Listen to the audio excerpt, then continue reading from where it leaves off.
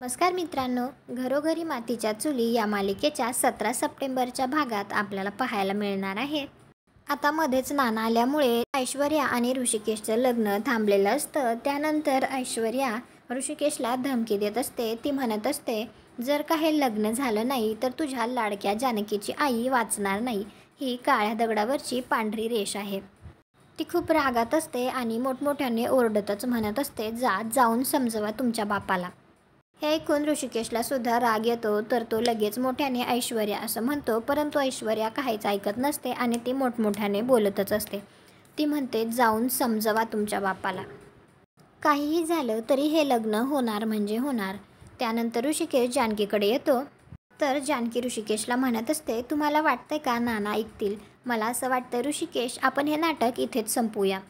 तर लगेच ऋषिकेश बोलून जातो आणि तो म्हणतो, आपण जर आता हे नाटक इथेच संपवलं तर तिकडे तुझ्या आईचा जीव जाईल. त्यानंतर ऋषिकेश आणि जानकी दोघे मिळून नानांना समजवण्यासाठी त्यांच्या रूममध्ये येतात. परंतु नाना मात्र खूपच जास्त रागात असतात आणि ते काही ऐकण्याच्या मनस्थितीतच नसतात. तर आता ऋषिकेश आणि जानकीला सुद्धा समजत नाही की नानांना कशाप्रकारे समजवावं. आता ते कशाप्रकारे नानांचा होकार मिळवतील, त्यांना कशाप्रकारे समजावून सांगतील किंवा त्यांनासुद्धा हे आता काय नाटक आहे हे सांगतील का, हे पाहण्यासाठी आपल्या मराठी मालिका चॅनलला सबस्क्राईब करा, व्हिडिओला लाईक करा. भेटू उद्याच्या भागात.